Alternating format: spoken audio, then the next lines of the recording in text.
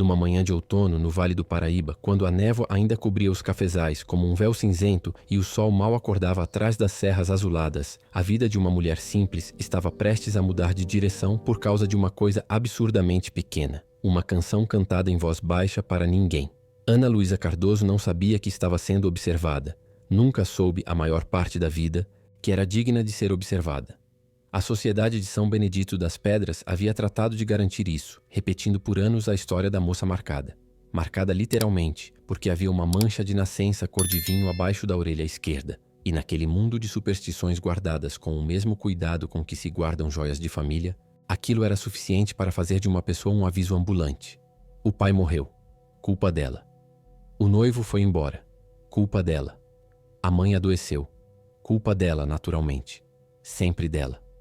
O que a Sociedade de São Benedito das Pedras não contava era com um fazendeiro obstinado que teve a infelicidade, ou a sorte, de chegar cedo demais do pasto numa manhã de maio de 1896.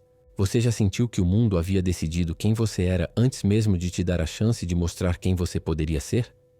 Que existia um rótulo colado na sua pele tão fundo que você mesmo começava a se acreditar nele, não porque era verdade, mas porque ouviu tantas vezes que a voz de fora virou voz de dentro. Me conta de onde você está ouvindo essa história hoje. E fica comigo, porque o que aconteceu entre Ana Luísa Cardoso e o coronel Henrique Menezes prova que, às vezes, tudo o que precisa para desfazer anos de injustiça é alguém que para, olha de verdade e não desvia mais o olhar.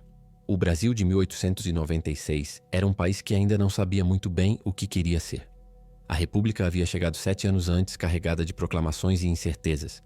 E no interior de Minas Gerais, o impacto daquelas promessas chegava filtrado, amortecido pelas distâncias imensas e pela inércia de tradições que se recusavam a morrer com a mesma facilidade com que os decretos eram assinados no Rio de Janeiro. Nas fazendas do Vale do Paraíba, o tempo corria diferente, mais lento, mais pesado, governado pelos ciclos de colheita e de seca, pelas chuvas que chegavam em outubro e pelas geadas que cobriam o capim de branco nas madrugadas de julho. As hierarquias eram tão naturalizadas que ninguém sentia necessidade de nomeá-las em voz alta. Eram simplesmente o jeito das coisas. E o jeito das coisas, naqueles sertões, tinha peso de pedra. Era nesse mundo que Ana Luísa Cardoso carregava seus dias. Tinha 26 anos, embora fosse possível enganar-se sobre a idade dependendo de como a luz caía sobre ela. De frente, no pleno dia, parecia mais jovem do que era. Um rosto de linhas suaves e harmoniosas, pele de mel escuro bronzeada pelo sol que entrava pelas venezianas dos corredores que ela limpava, olhos de um âmbar profundo que guardavam mais inteligência e observação do que o vilarejo havia lhe dado crédito. De lado, especialmente nos momentos em que ela pensava estar sozinha, a maturidade aparecia como uma segunda camada. Uma linha tênue entre as sobrancelhas cultivada por anos de cálculos silenciosos sobre o quanto podia falar, o quanto podia ocupar, o quanto podia existir sem incomodar ninguém. Seus cabelos negros e espessos, que soltos chegariam à cintura, viviam sempre trançados e presos num coque baixo firme. Não por vaidade, nunca por vaidade, mas porque o trabalho não esperava, e o cabelo solto era um luxo que não cabia na sua vida. As mãos contavam a história que o rosto jovem ainda tentava esconder, calejadas nas pontas dos dedos, marcadas pelos anos de esfregão e sabão de cinza, mas de uma graça particular nos movimentos, algo que revelava, contra a própria vontade, uma leveza interior que o peso do dia ainda não havia conseguido apagar por completo. A mancha de nascença ficava abaixo da orelha esquerda, do tamanho de uma moeda de vintém, num vinho escuro que contrastava com o restante da pele. Era pequena por qualquer critério razoável e honesto. Mas o vilarejo de São Benedito das Pedras não era lugar de critérios razoáveis. Dizia-se que o pai de Ana Luísa, o tropeiro João Cardoso, havia morrido de febre 3 anos depois de ela nascer porque a marca era sinal de maldição. Pouco importava que febres matassem tropeiros com regularidade constante naqueles sertões, que o trabalho brutal nas estradas de barro e a ausência de qualquer medicina de qualidade fossem razões mais do que suficientes. A mancha era mais conveniente que a verdade, e a conveniência sempre venceu em São Benedito das Pedras. O noivo dos seus 18 anos, um rapaz de família de pequenos comerciantes que havia prometido muito e cumprido muito pouco, foi embora 6 meses depois do noivado, alegando que não se sentia bem perto dela, com o vago desconforto de quem descobriu que a superstição alheia pode contaminar seu próprio prestígio. A mãe de Ana Luísa, Dona Benedita, havia adoecido do coração aos 50 anos, e o vilarejo assentou isso também na conta da filha, com a placidez injusta de quem não precisa explicar a matemática que inventou. Ana Luísa sabia de tudo isso. Não porque acreditasse, ela havia parado de acreditar em algum momento entre os 18 e os 20 anos, naquele intervalo difícil em que as ilusões morrem e a clareza ainda dói, mas porque era impossível ignorar o que vivia no olhar das pessoas, no espaço que abriam quando ela passava, na forma como algumas comadres mudavam de assunto quando ela se aproximava do grupo. Você aprende muito cedo, quando o mundo decide que você é mau augúrio, a ocupar o menor espaço possível, a andar rente às paredes, a responder com monossílabos, a carregar a dignidade não como bandeira, mas como armadura, invisível por fora, absolutamente presente por dentro, porque sem ela não havia mais nada. Vestia invariavelmente saias escuras de algodão grosso, preto, cinza chumbo, marrom terra, e aventais cerzidos com um cuidado que revelava respeito próprio mesmo dentro da humildade. Movia-se pelos corredores da casa grande da fazenda Menezes, com a precisão silenciosa de quem aprendeu que chamar atenção é perigoso, que existir com discrição é a única forma de existência que o mundo permitia a mulheres da sua condição. E ainda assim, havia algo nela que se recusava a desaparecer completamente. Uma postura, uma firmeza no olhar. A forma como ela cumpria cada tarefa com uma seriedade que não era submissão, era excelência dentro das possibilidades que lhe restavam.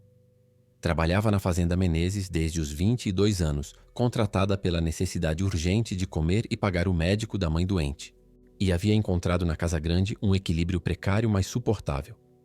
Os outros empregados a tratavam bem no geral, com aquela mistura de simpatia e cautela que as superstições produzem, uma afeição real temperada por uma distância que ela havia aprendido a não interpretar como rejeição, apenas como costume velho demais para ser questionado.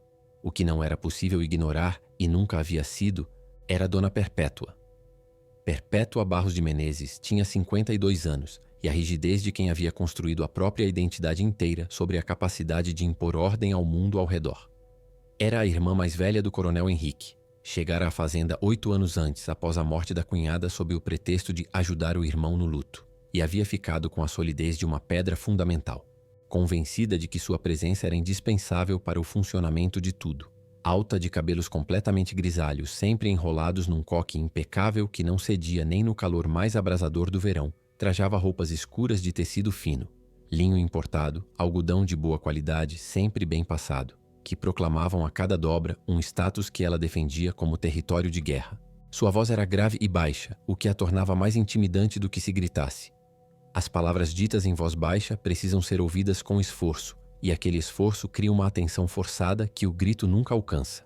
Os olhos, de um castanho quase negro, observavam as pessoas com a precisão analítica de um comerciante experiente avaliando um produto. Quanto vale, quanto custa, o que pode causar, o que pode ser descartado. Perpétua havia percebido algo nos primeiros meses da presença de Ana Luísa na fazenda. Algo que a irritava com uma intensidade que ela mesma não conseguia inteiramente explicar. Que a moça tinha dignidade. Não a dignidade performática das mulheres de família, construída de maneiras à mesa e saberes sociais decorados. Uma dignidade de base, sólida como granito, que se recusava a desaparecer por mais que o vilarejo tentasse esmigalhá-la com anos de rumores e exclusão. E isso, Perpétua sentia com a intuição aguçada de quem conhece poder. Era uma ameaça difusa, mas real. A perseguição era metódica e discreta, quase invisível para quem não estava prestando atenção. Perpétua multiplicava os deveres de Ana Luísa sempre que queria demonstrar autoridade. Havia proibido, com o verniz da ordem da casa, que ela se sentasse à mesa com os outros funcionários durante o almoço.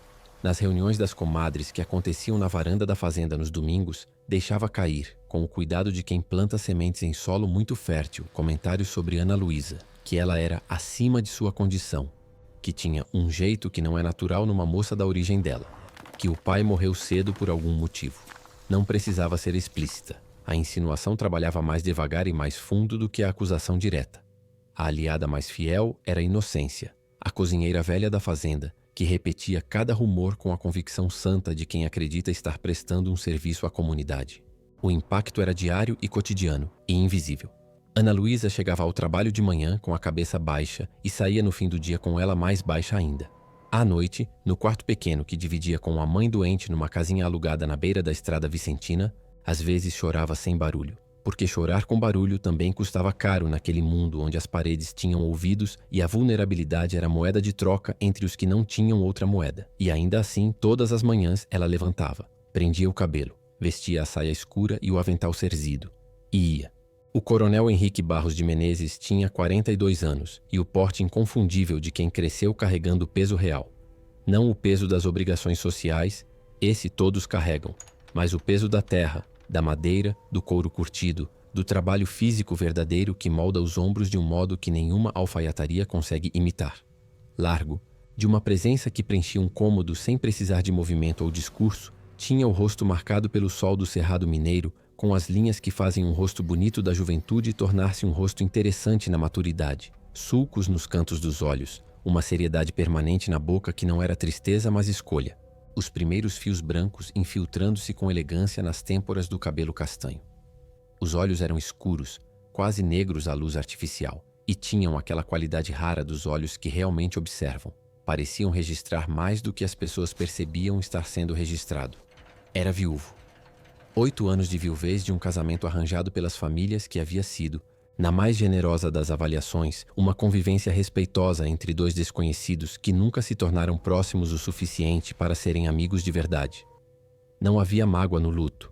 Havia talvez uma melancolia sutil de quem enterra não apenas uma pessoa, mas a possibilidade de algo que jamais chegou a existir. Henrique raramente falava sobre a esposa. Administrava-lhe a fazenda com eficiência quase militar. Atendia às obrigações sociais do seu status com a pontualidade de quem cumpre deveres e respondia às tentativas de Perpétua de organizá-lo um novo casamento com uma paciência que era menos concordância do que adiamento. Vestia roupas simples de boa qualidade, linho bege, algodão cru, botas de couro sem ornamento, e falava pouco porque havia aprendido cedo que palavras em excesso custam mais do que valem, que o silêncio estratégico é uma forma de poder que poucas pessoas dominam. A manhã de maio em que tudo mudou era por fora uma manhã completamente comum. Henrique voltara do pasto mais cedo porque um dos cavalos havia apresentado problemas na ferragem, um animal de valor que merecia supervisão pessoal, e quis verificar o trabalho do ferreiro antes que o sol subisse alto. Entrou pela porta lateral da casa grande, passou pelo corredor estreito da ala leste, cruzou a antessala onde os arreios pendurados na parede de pedra cheiravam a couro e sebo, e foi na curva antes da varanda grande que parou. Baixíssima. Quase um murmúrio mais do que um canto propriamente dito, mas com uma melodia clara e firme. Uma modinha antiga, daquelas que as mães cantam para as crianças nos fins de tarde quando a luz está ficando dourada e o dia está se despedindo. Uma coisa simples, sem pretensão, sem público. Tão honesta e tão alheia a qualquer performance que parava o coração de quem a ouvia sem se preparar para ela. Junto com a voz, o som ritmado e regular do esfregão sobre a madeira. Henrique parou antes de dobrar a curva do corredor. Não por cálculo. Não havia cálculo nenhum naquele momento. Parou porque o corpo parou antes que a razão pudesse interferir. Ficou imóvel por alguns segundos, ouvindo aquela voz que não sabia ser ouvida, e havia algo no contraste entre o trabalho físico e a melodia, no fato de que a pessoa que cantava havia escolhido, conscientemente ou não, transformar uma tarefa repetitiva em algo habitável, que o tocou de um modo que ele não teria sabido nomear se lhe pedissem. Dobrou a curva devagar. Ana Luísa estava de joelhos na varanda grande, de costas para ele, esfregando o assoalho de ipê com aquela combinação de força e delicadeza que o trabalho real exige e que quem nunca trabalhou não aprende. O braço varrendo a madeira em movimentos longos e ritmados, o corpo levemente inclinado para frente, o coque preso mas com alguns fios escapando na nuca por causa do calor.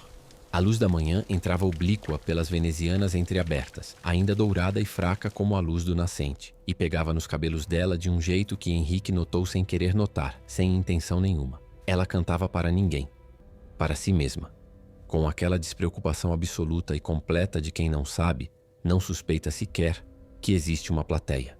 E havia nisso algo que Henrique não tinha palavra para nomear, mas que foi direto ao centro do peito como uma chave entrando numa fechadura que ele não sabia que existia. Não era desejo. Ou não era só isso. Não era principalmente isso. Era reconhecimento. Era a visão de uma pessoa que era completamente ela mesma num momento em que acreditava não ser observada, e a descoberta desconcertante de que essa pessoa real, sem armadura nem performance nem esforço algum, era extraordinária de uma forma que não tinha nada a ver com beleza ou status. Quando Ana Luísa ergueu os olhos, sentiu antes de ver. Com aquela percepção animal aguçada que as pessoas desenvolvem quando aprendem que precisam ficar atentas ao ambiente, e encontrou o coronel Henrique parado na soleira do corredor. O canto morreu imediatamente. Não de susto, mas daquele reflexo profundo de quem está treinada a apagar a própria presença ao primeiro sinal de que alguém importante está olhando. A cabeça baixou. As mãos pararam sobre o esfregão. O corpo inteiro produziu aquela contração instintiva e dolorosa de quem foi apanhado fazendo algo proibido, embora absolutamente nada estivesse proibido. Desculpe, coronel, ela disse para o assoalho. Não sabia que o senhor estava. Não precisa pedir desculpa, Henrique disse. Havia algo na qualidade daquelas 4 palavras. Não o conteúdo, mas o tom, a ausência de condescendência, a simplicidade honesta, que a surpreendeu o suficiente para que ela erguesse os olhos por um segundo. Ele não havia se movido da soleira. A expressão era séria como sempre. Henrique Menezes não era homem de meias sorrisos, mas havia algo diferente no modo com que olhava para ela, como se estivesse vendo alguma coisa que reconhecia, mas que não esperava encontrar ali. Continue, ele disse, e seguiu andando pelo corredor. Ana Luísa ficou imóvel por um longo momento depois que os passos dele desapareceram. Ficou de joelhos no assoalho de ipê com as mãos sobre o esfregão, ouvindo o silêncio da varanda. Depois voltou a esfregar a madeira. Mas não voltou a cantar. Naquela noite, pela primeira vez em um longo tempo, Henrique Menezes demorou para dormir. Ficou de costas na cama larga do quarto de solteiro que havia ocupado após o luto, com os olhos abertos no teto de madeira escura, pensando no nada específico que é, na verdade, sempre um pensamento muito específico que a gente não quer ainda dar nome.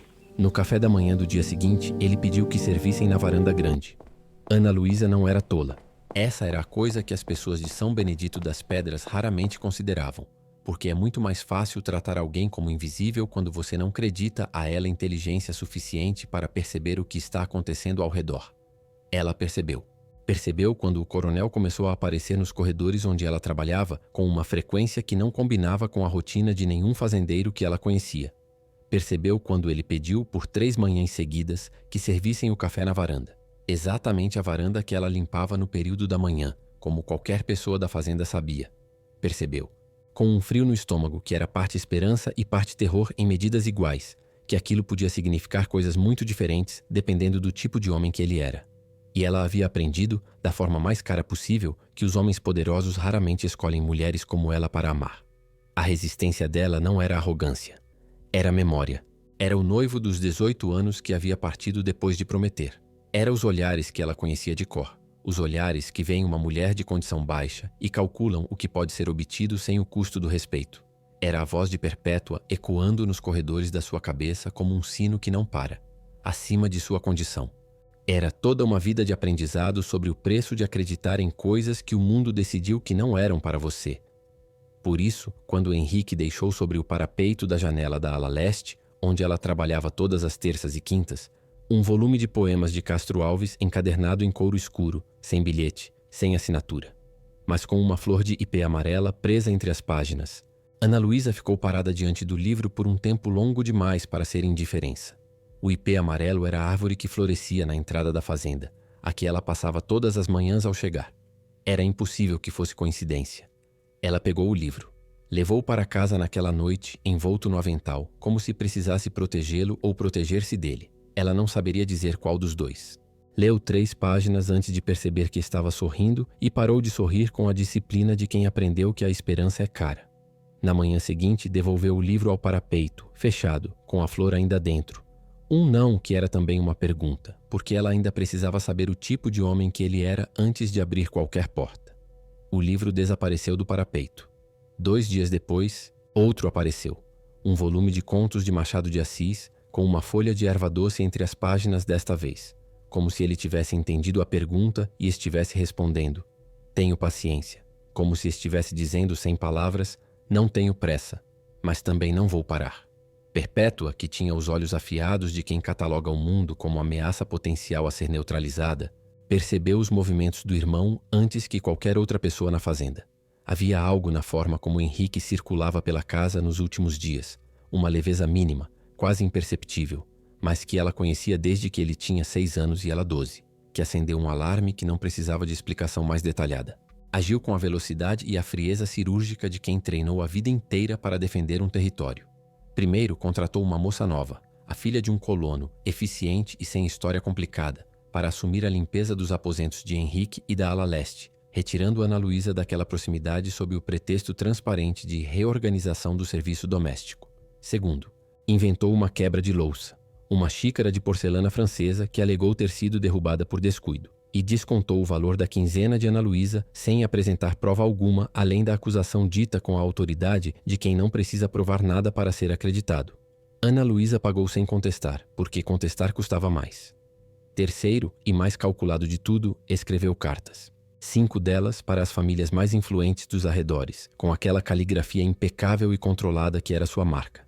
Em cada uma, com a precisão de quem planta sementes e sabe esperar a colheita, depositava uma insinuação. Certamente o coronel não estaria considerando seriamente a situação com a empregada Cardoso. Dizem que o pai morreu em circunstâncias obscuras, e aquele silêncio dela não é luto. É a marca de quem esconde alguma coisa. Não assinava as cartas, não precisava. O lacre de cera com o brasão Menezes dizia tudo o que precisava ser dito, mas o movimento mais audacioso foi providenciar a chegada de Dona Carlota Avelar. Carlota tinha 34 anos, era viúva de um fazendeiro de Taubaté de bens consideráveis, e chegou à fazenda Menezes com 2 baús de roupas finas, um sorriso preparado e a lucidez pragmática de quem entende exatamente por que está sendo convidada para uma estadia prolongada. Era bonita de um jeito arrumado e estudado, os cabelos sempre perfeitamente penteados, os vestidos de seda cor de âmbar e verde esmeralda que chegavam de São Paulo com os modos à mesa adquiridos em décadas de convivência com famílias de status. Sabia conduzir conversas sobre colheita e política sem perder o fio. Tratava Henrique com aquela mistura calculada de deferência e interesse que as mulheres de família de certas épocas aprendiam a cultivar como habilidade profissional. Henrique era cordial com Carlota. Educado, atencioso nos gestos obrigatórios da hospitalidade, pontual nos jantares onde Perpétua os posicionava lado a lado com a discrição de um estrategista. Mas havia uma distância nos seus olhos quando olhava para ela, uma ausência de atenção real, de presença genuína, que Ana Luísa, que o observava de longe com uma atenção que ela mesma mal admitia ter, reconheceu com aquela mistura perturbadora de alívio e medo que só acontece quando a gente começa a querer alguma coisa que ainda não sabe se pode ter. Inocência, a cozinheira, havia começado a deixar, no caminho que Ana Luísa percorria todas as manhãs para chegar à ala onde trabalhava, comentários que nunca eram dirigidos diretamente a ela, mas que eram loud o suficiente para serem ouvidos. Uma moça de condição que sabe seu lugar não precisa de livros de poeta no trabalho. Quem tem marca na pele tem marca na alma, minha avó dizia. Ana Luísa passava por aqueles comentários com a mesma expressão serena com que passava por tudo e guardava cada um deles no lugar onde guardava as coisas que doíam, fundo, quieto, longe da superfície onde as pessoas pudessem alcançar. A crise veio numa tarde de chuva fina, dessas chuvas de inverno mineiro que caem sem drama mas não param, infiltrando-se nas pedras e tornando as superfícies lisas traiçoeiras. A escada de pedra que descia do corredor principal até a ala das lavandeiras ficava escorregadia nesses dias. Todos na fazenda sabiam disso. Todos faziam o caminho mais longo para evitá-la. Ana Luísa descia com uma bacia de roupa ensopada nas mãos, o peso mal distribuído, a chuva entrando pelas venezianas entreabertas e molhando as pedras do primeiro degrau, e o pé escorregou. Ela não caiu. Henrique estava 2 degraus abaixo dela, subindo, e o braço dele esteve lá antes mesmo que ela terminasse de perder o equilíbrio. Uma reação automática, forte, sem vacilação, que a segurou pela cintura e a estabilizou em menos de um segundo. A bacia de roupa foi parar no degrau entre eles com um baque molhado. O instante que se seguiu foi mais longo do que um instante tem direito de ser. Estavam próximos demais.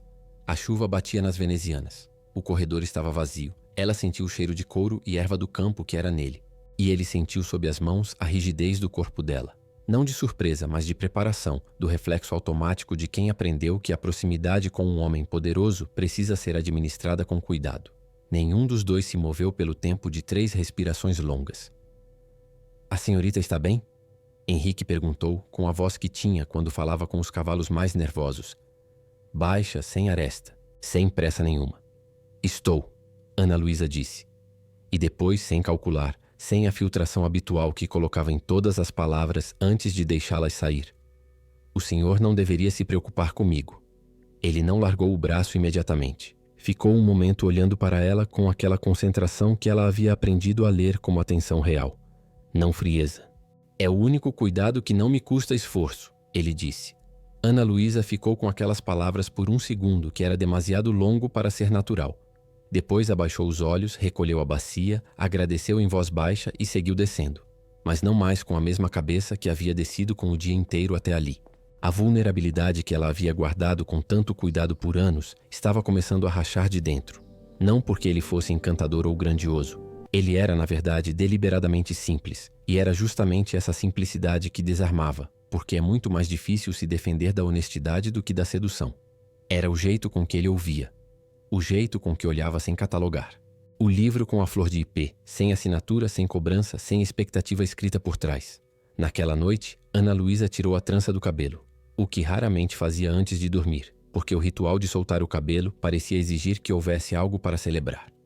E ficou sentada na beira da cama com os cabelos soltos e escuros caindo sobre os ombros, olhando para a janela pequena onde a chuva ainda batia, pensando numa coisa que ainda não tinha nome, mas que já tinha peso. A sala da biblioteca ficava na ala leste da fazenda, uma divisão pequena, mas de teto alto, forrada de livros que o avô de Henrique havia colecionado com a ambição de quem acredita que ter os livros equivale a ter o conhecimento dentro deles. Ninguém abria aqueles volumes com muita regularidade.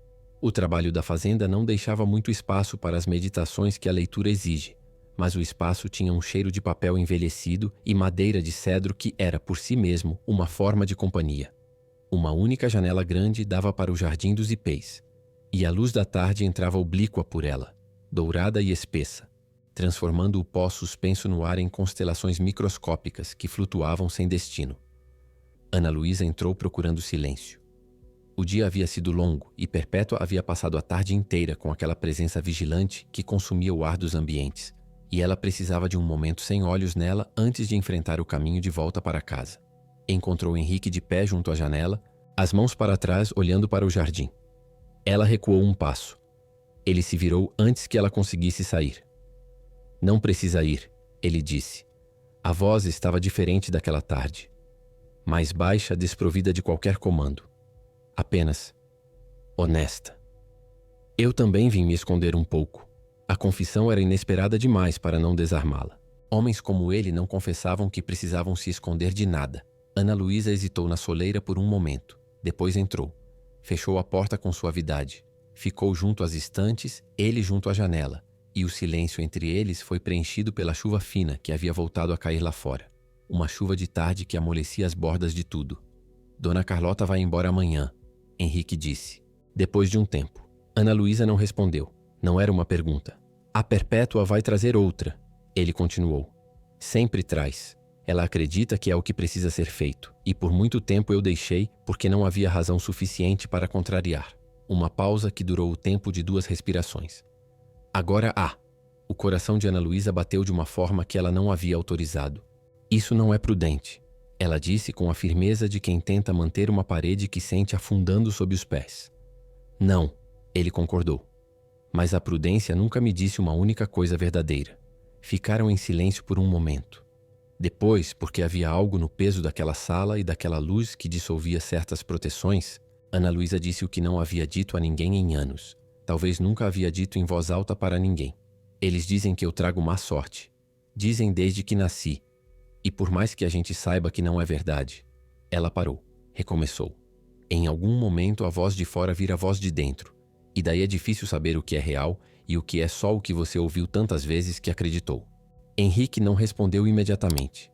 Deixou as palavras existirem no ar entre eles sem correr para preenchê-las com conforto fácil.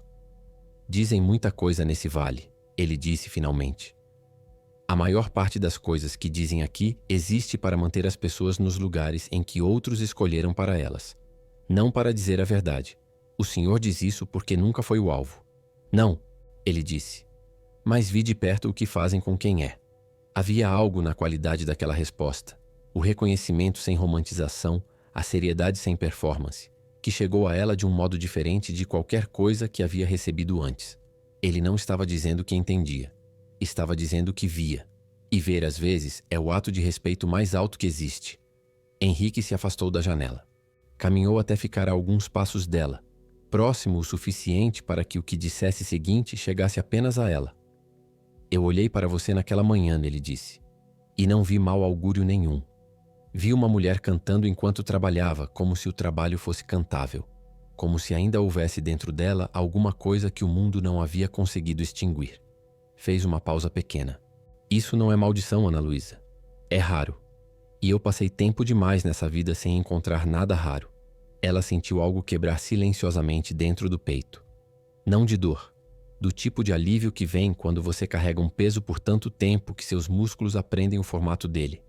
E de repente ele não está mais lá, e o corpo precisa reaprender como é não carregar. Não chorou, mas os olhos ficaram brilhantes de uma forma que ela não tentou esconder, porque naquela sala, naquele fim de tarde, havia esgotado as reservas para o esforço de esconder. Por que eu? Ela perguntou, a voz um pouco rouca. Henrique respondeu sem hesitar, como se a resposta existisse pronta há algum tempo, aguardando apenas ser dita. Porque quando você pensa que não está sendo observada, você é completamente você mesma. E essa pessoa, a pessoa que você é quando não está se defendendo do mundo, é a mais verdadeira que eu encontrei neste vale em muitos anos. Ficaram em silêncio por um momento que era inteiro por si mesmo. Depois ele estendeu a mão, devagar, com a mesma delicadeza com que se aproxima de algo frágil e valioso, e esperou. Não tomou. Esperou. Ana Luísa olhou para a mão estendida. Olhou para ele. E colocou a sua. A festa da colheita acontecia todos os anos na primeira quinzena de junho, quando o café havia sido processado e as tulhas estavam cheias e havia razão suficiente para que as pessoas se reunissem no terreiro grande da Fazenda Menezes, com aquela mistura de obrigação social e alegria genuína que as festas de interior têm quando ainda são feitas de tradição e não de imagem. Perpétua havia organizado tudo com cuidado redobrado naquele ano, com a intuição aguçada de quem sente que algo está fora de controle e decide usar o evento público como forma de restabelecer a narrativa. As mesas estavam bem postas com toalhas de algodão bordado. A música havia sido contratada com antecedência. Carlota Avelar havia sido convidada de volta com a insistência discreta de quem não aceita um não de primeira. Perpétua a havia posicionado, durante os cumprimentos iniciais, ao lado de Henrique, com a precisão de um enxadrista movendo uma peça importante. O que Perpétua não havia previsto era o que Henrique havia decidido fazer. Ele esperou o momento em que o terreiro estava cheio de gente, colonos, vizinhos das fazendas próximas, o pequeno comércio do vilarejo, os peões, e em que a música havia feito uma pausa natural. Quando o murmúrio das conversas criou um silêncio relativo, Henrique tomou a palavra. Disse que havia uma notícia a compartilhar com as pessoas que haviam sido parte da vida daquela fazenda por anos. Disse que havia pedido a mão de Ana Luísa Cardoso em casamento. E disse que ela havia aceitado. O silêncio que se seguiu foi o tipo que dói nos ouvidos. O tipo que para o pensamento e suspende o gesto a meio caminho. Dona Carlota ficou com a taça de limonada levantada sem movimento, os olhos piscando uma vez, duas, tentando recalibrar o que havia acabado de ouvir. Os colonos mais velhos se entreolharam com aquela linguagem silenciosa de quem compartilhou anos de vida no mesmo espaço. As comadres dos arredores trocaram olhares que valiam páginas inteiras de comentário não dito. Perpétua avançou. Não havia cálculo naquele movimento. A fúria era genuína, branca, o tipo que destrói em um segundo o verniz de décadas de compostura cuidadosamente cultivada. Ela atravessou o terreiro em direção ao irmão com passos que todos sentiram antes de ouvirem, a voz cortando o ar com aquela precisão de faca afiada que ela havia desenvolvido por anos. Você está disposto a envergonhar essa família por causa de uma ninguém com uma marca de maldição no pescoço? A frase ecoou. Todos ouviram. Todos viram. Henrique não se perturbou. Não elevou a voz. Com a calma de quem tem todo o tempo do mundo, abriu o paletó e retirou do bolso interno um envelope já aberto. Tirou de dentro uma folha de papel dobrada e a desdobrou com movimentos lentos e deliberados. Encontrei isso na sua escrivaninha, ele disse, de frente para a irmã, em voz que chegava até os cantos do terreiro sem precisar de esforço nenhum. Uma carta para o padre Joaquim da paróquia, pedindo que recusasse os sacramentos a Ana Luísa Cardoso sob acusação de conduta desonesta. Uma pausa. Sem uma única prova. Sem um único fato. Apenas palavras colocadas em papel por alguém que achou que tinha o direito de destruir uma pessoa com a simples força da posição que ocupa. Perpétua ficou imóvel. A boca se abriu. Nenhuma palavra saiu. O silêncio do terreiro era diferente agora. Não o silêncio do choque. O silêncio da atenção real. De gente que estava prestando atenção a algo que importava. Ana Luísa havia ficado ao fundo junto à parede da casa quando Henrique havia começado a falar. Havia sentido o frio percorrer o corpo com o anúncio. Havia segurado a respiração com o avanço de Perpétua, Havia ficado com os punhos fechados ao lado do corpo enquanto a carta era revelada. Sentia os olhos de todos sobre ela. Alguns com curiosidade, alguns com simpatia, alguns com o julgamento que nunca muda de roupa. Agora, ela caminhou. Atravessou o terreiro com a mesma precisão silenciosa de sempre. Passos medidos, porte reto, sem ostentação e sem teatralidade. Chegou até Perpétua. Ficou de frente para ela. A irmã do coronel estava com o rosto fechado e os olhos duros, ainda procurando onde encontrar a palavra capaz de virar o jogo. Encontrou apenas o silêncio do terreiro e o olhar de Ana Luísa, que não era triunfante, não era cruel, era apenas direto. Não guardo rancor, Dona Perpétua, Ana Luísa disse, com a voz firme de quem chegou a essa frase por um caminho longo e honesto. O que a senhora fez ao longo desses anos me machucou. Não vou fingir que não. Mas também não vou carregar esse peso com a senhora. Uma pausa pequena. E também não peço licença para viver. Perpétua não respondeu. Não havia resposta disponível para aquilo. Casaram-se em novembro. Numa cerimônia simples na capelinha da fazenda, com a neve de pétalas de ipê branco que alguém havia espalhado no chão de pedra e com Dona Benedita na primeira fila, de olhos tão cheios que nem a vista boa que ainda tinha conseguia ver direito. 12 anos depois, a Fazenda Menezes acordava mais cedo do que antes, não por urgência, mas por hábito. E o hábito havia sido construído de afeto, porque havia crianças que acordavam cedo e arrastavam o silêncio da madrugada consigo quando saíam correndo para o terreiro a ver os cavalos antes do café da manhã. Rosa tinha 11 anos e os olhos âmbar da mãe com a teimosia calada do pai, uma combinação que tornava qualquer argumentação com ela uma experiência exaustiva para os adultos da casa. Havia declarado aos 9 anos. Com a seriedade de uma sentença, que quando crescesse seria professora. Não exatamente como a mãe, porque a mãe ensina numa sala pequena e eu quero uma escola de verdade, com quadro e tudo. Ana Luísa havia ouvido isso com aquele sorriso lento que ela tinha, o sorriso que vinha de dentro e chegava ao rosto por último, e havia dito apenas: então vai aprender muito bem para poder ensinar melhor do que eu. Ernesto tinha 9 anos e estava mais interessado nos cavalos e no ritmo da fazenda do que em qualquer coisa que acontecesse dentro da casa, o que o tornava, sem que ele soubesse, a cópia mais fiel de Henrique em toda a extensão do vale. Clara tinha 6 anos e havia nascido com um temperamento que combinava a seriedade dos dois numa embalagem inesperadamente alegre e que já havia desenvolvido a capacidade devastadora de conseguir o que queria de qualquer adulto da propriedade através de uma combinação irresistível de lógica rigorosa e abraço apertado. Ana Luísa Cardoso Menezes tinha 38 anos e carregava a maturidade do mesmo jeito que havia sempre carregado tudo, com presença real, sem drama e sem performance. Os cabelos negros, que ela ainda prendia, mas de forma mais relaxada do que antes, tinham agora 3 ou 4 fios brancos nas têmporas que ela não escondia e que Henrique tocava às vezes com aquela distração carinhosa de quem inventaria outras desculpas de qualquer jeito. As mãos ainda tinham os calos dos anos de trabalho. Ela não havia esquecido aquilo, não havia fingido que não havia acontecido, mas haviam ganhado algo a mais. Tinta às vezes, porque ela escrevia na lousa da escola, e barro de vez em quando, porque o jardim da fazenda havia se tornado seu. E ela tinha com a terra uma relação silenciosa e profunda como tudo nela. A escola havia começado pequena, quase por acidente. 3 crianças dos colonos, nas tardes de sábado, ensinadas com um livro de leitura emprestado e muito improviso. Em 2 anos havia crescido para 12 crianças. Em 4, o novo padre da paróquia havia pedido o espaço para as aulas durante a semana, e a escola tinha nome: Escola Rural de São Benedito, e era reconhecida formalmente pela Câmara Municipal. Ana Luísa ensinava leitura, escrita e aritmética básica com a mesma precisão silenciosa com que havia passado anos limpando os corredores da Casa Grande. E as mães do vilarejo, que um dia haviam evitado seu caminho, mandavam agora as filhas para suas aulas com aquela gratidão um pouco envergonhada de quem precisa fazer as pazes sem conseguir nomear o que foi feito de errado. Ela recebia as crianças sem guardar rancor das mães. O rancor ocupava espaço que ela havia decidido usar para outras coisas. No vilarejo, as pessoas haviam deixado de comentar a mancha. Não porque tivessem se arrependido, a maioria não tem capacidade tão honesta quanto isso, mas porque a vida de Ana Luísa havia se tornado grande demais para caber na pequenez de uma superstição. Era mais fácil simplesmente não falar sobre aquilo. Alguns, os mais honestos, reconheciam em voz baixa que haviam sido injustos. Nenhum disse diretamente a ela. Ela não precisava que dissessem. Henrique havia aprendido com a paciência que aprendemos as coisas que mais importam, devagar, às vezes dolorosamente, sempre valendo a pena, a tirar a armadura que ele mesmo não sabia que usava. Não toda de uma vez. Ninguém tira 40 anos de armadura numa única decisão, mas em fragmentos cuidadosos. Aprendeu a dizer quando estava cansado antes de ficar irascível. Aprendeu a pedir desculpa sem qualificar o pedido com uma explicação que o justificasse.